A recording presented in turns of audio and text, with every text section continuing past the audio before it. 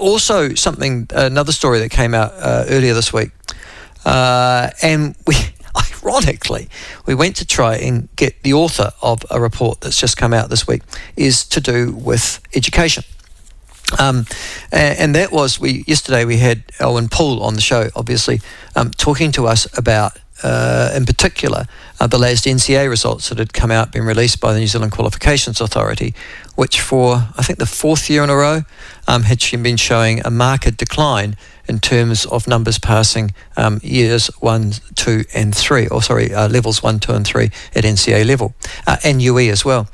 But as part of that, there was another report that came out, I won't say a corollary, but it was released by the Auckland University by a young woman who had a PhD, ironically, who didn't want to talk because Auckland University didn't want her to talk because, now this is interesting, Auckland University published her report. I'll come to her report in just a second. But when we asked her to come on and talk to her report in a non-confrontational way, as we usually do, they didn't want to put her up because they felt that she was too inexperienced. And I found that odd, because at the same time that you're expecting a piece of research to be taken seriously by a doctoral candidate, no, she's a doctor, in actual fact, a PhD within the mathematics department of all places at Auckland University, and you're publishing that, you don't want the author to be interviewed for fear of what? Well, she's too inexperienced, she might stuff it up, which essentially was the message we got from Auckland University as to why she wouldn't appear on the show. Anyhow, somebody who has, in actual fact, not only read her report, but also many others, is New Zealand Initiative Specialist and Education Specialist Michael Johnston, and he joins us now. Michael, good to have you on the show again. Good morning, Michael. How are you doing? I'm very well.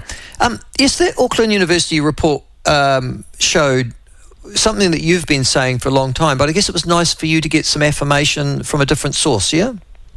Yeah, and just on the issue of Dr. Evans not being enabled by Auckland University to talk to you, that makes my jaw drop, because it is a duty of academics to speak publicly about their work, and it seems to me a serious infringement on her academic freedom that they didn't let her do so. In fact, I'm surprised they can even make that decision on her behalf. That's just a little preamble. But of course, Dr. Evans... Perhaps we should tell everybody, though, what Dr. Evans' report was about.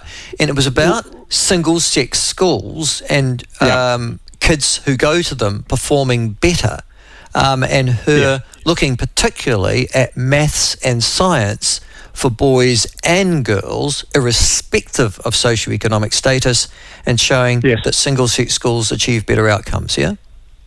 That's right, and this is the case across the board, as you say, across the socioeconomic spectrum, and it does mirror some work that I did on behalf of the Association of Boys' Schools a few years ago, a series of reports each year, where we were looking at the NCEA data, all three levels plus UE, and we found that the same thing, that boys in single-sex schools were doing better than their counterparts in co-ed schools, and it was actually especially the case at the low socioeconomic end. So I also did some research a long time ago now where I looked at performance of kids, both boys and girls, and found the same thing. It was true for girls, it was true for boys. And to some extent, it runs counter to a popular narrative, which is that single-sex education is better for girls, but co-ed education is better for boys. Yeah. Well, that didn't seem to be the case. At least in New Zealand, that's not what the data tell us.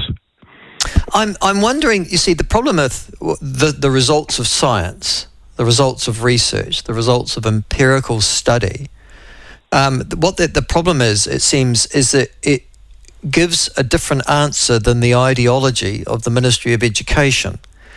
Somebody said to me last week, I think it might have been Owen Poole actually, said, I can't remember the last time that the Ministry of Education endorsed or created a single-sex school in this country. Well, I don't think they want to do that, no. And so is one of the reasons perhaps Dr. Evans isn't appearing on the show is that Auckland University have that ideology too, do you think?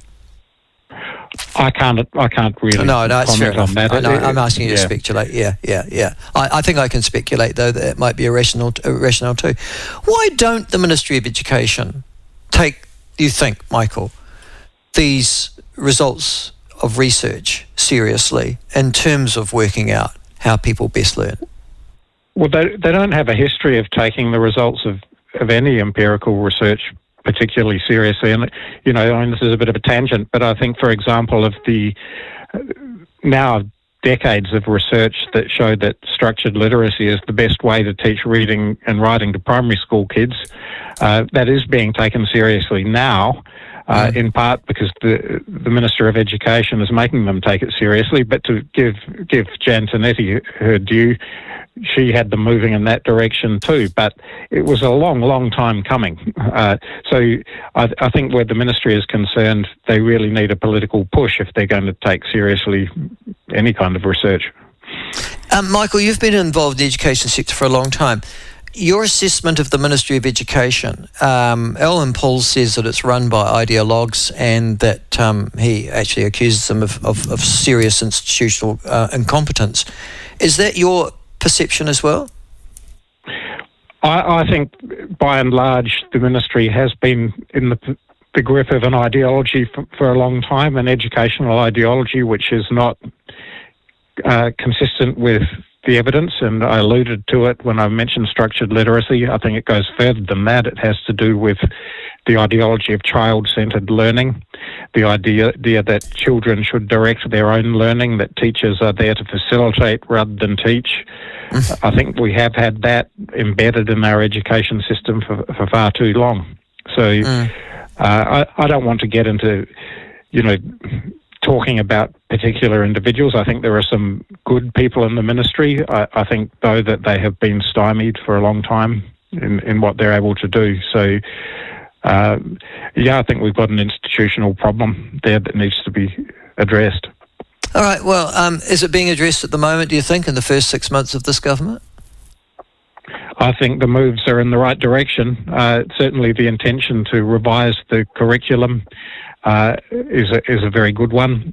I think that the decision to put the new NCEA standards on hold until that curriculum review is complete is a good one. These have come from the minister. So I think the signs are good, and I think it takes time to turn around an ocean liner like the education system, and we can't do it too quickly, or you risk the changes being shallow, and that makes it more likely that a future minister will just reverse them. Michael, can you tell me why do boys learn better in a boys-only environment and girls learn better in a girls-only environment? Is it because they distract each other? I doubt that that's the main reason. I do think that there are differences between boys and girls behaviourally. I think there are differences, perhaps, at the margins and how they're best taught. I don't have a great deal of evidence at my disposal about the why of this. I know the fact of it. So I'm speculating, and I'll make that pretty plain up front. But I think boys in particular would benefit from more male teachers. And I don't think that's because women can't teach boys at all. I think it's more to do with the culture of the school environment. When you have an environment that is strongly slanted towards one sex or the other, it affects how that organisation operates, right? And that is true of schools. Now, something like 80% of our teachers are female, and that inevitably has an effect on the way in which a school operates. I don't think anyone's doing it deliberately. They're not there to do down the boys or anything. But, something else that's worth mentioning in the context of this conversation is that across the board, girls are doing better than boys in education. They get UE at about 10 percentage points higher than boys. About 2/3 of our university students, nearly 2/3, are female. So boys are struggling in education. That's irrespective of the single-sex co-ed difference. So I think agree. encouraging. Listen, and it's something I've been rattling on about.